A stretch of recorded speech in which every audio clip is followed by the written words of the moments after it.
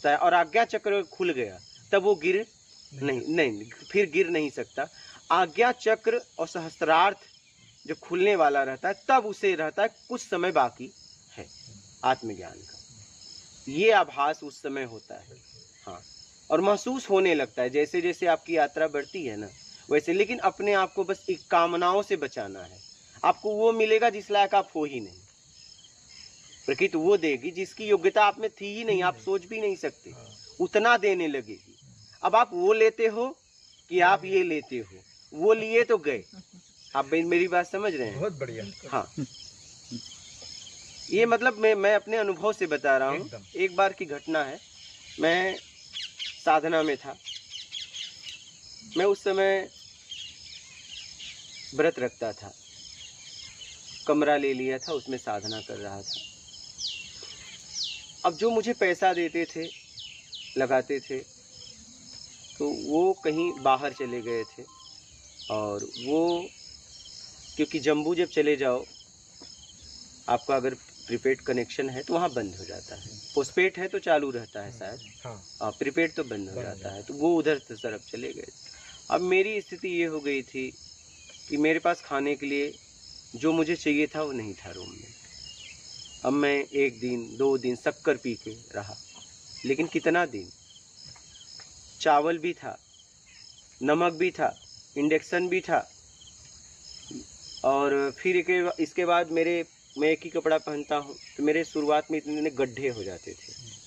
अब मेरे पास दवा खरीदने के लिए भी पैसा नहीं था। अब मैं क्या करूँ, रो रहा था, समझ में नहीं आ रहा था। अब ऑप्शन मेरे पास अनेक थे, उधार देने के लिए दुकानदार थे, तरसते थे, क्योंकि मेरा व्यवहार ऐसा था। एक स्टेशन बाद मेरी बहन रहती थी, मैं नाला सुपाड़ा में बहन रहती थी और बिरार में साधना कर रहा था। एक स्टेशन का फर्क था, मुझे बस एक घंटी दबाना था, फ़ोन करना था। लेकिन मैंने कहा नहीं, अब कोई ऑप्शन यूज नहीं करेंगे, देखेंगे होता क्या है। फिर कमरे में सो रहा था, बरसात आई और पानी टप टप टप टप गिरते गिरते गिरते मेरे बिस्तर तक आ गया। और मैं उठा और मैंने कहा कि क्या मुझे सोने भी नहीं दोगे? नींद तो आ नहीं रही थी। और मैं बहुत रोया अपने इष्ट से। मेरे इष्ट माँ काली और काल भैरव रहे। और मैं मतलब जैसे आप लोगों से बात कर रहा हूँ वैसे मैंने उनसे बात करने लगा। मैंने कहा कि देख, एक बात तुझे बता देता हूँ, तुझे शक है परीक्षा ले ले, लेकिन मुझ पे शक नहीं है, क्योंकि मैं तेरे भरोसे निकला हूँ और मेरा भरोसा तुझ पे पक्का है। और आंखों से छरछर आंसू। और उस रात को ऐसा लगा कि आज मैं ख़त्म हो जाऊंगा। तो मेरे जितने लोग थे मेरे जीवन में, हमें सहयोग किए थे सेवा में, मैंने उन्हें आशीर्वाद दिया। और मैंने कहा कि तुझे लगता है कि मैं ये चावल पका के खा लूँगा, नमक मिला के खा लूँगा? एक तरफ मेरे सामने पूरी तरह मेरी ज़िंदगी थी और एक तरफ मौत थी। मैंने कहा कि मैं पक्का बोलता हूँ, मैं बना के खाऊंगा नहीं, चाहे कुछ भी हो जाए। और मैं उस रात को मरना स्वीकार किया और पूरी तरह जरा सा भी संशय नहीं था। पूरी तरह एक मतलब सामने मृत्यु भी है, सामने जीवन भी है, लेकिन मैंने चुनाव मृत्यु का किया। लेकिन मृत्यु का चुनाव करना इतना सरल नहीं है, आप समझते हैं?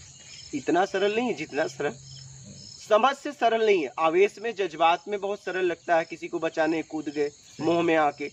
लेकिन सीधा मृत्यु का चुनाव करना समझ के साथ नहीं। आवेश में आके, जज्बात में आके, दुख में आके लोग आत्महत्या कर लेते, वो बहुत बहुत सरल है, क्योंकि वो बच रहे हैं, वो अपने दुख से बच रहे हैं। उन्हें उसमें दुख और इसमें सुख लगा मरने में, इसलिए वो मर जा रहे हैं आसानी से।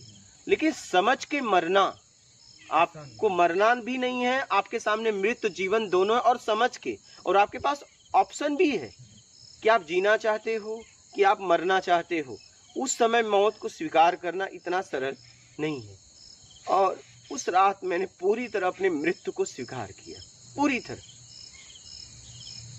मतलब जरा सा भी संशय नहीं था मरने में। लेकिन सुबह हुई, फिर मेरी भी सुबह हुई। हाँ, सुबह मैं भी उठा, क्योंकि मुझे पक्का मैंने जीवन में किया था कि मुझे आत्मज्ञान चाहिए, कुछ मिले या न मिले, मुझे आत्मज्ञान चाहिए।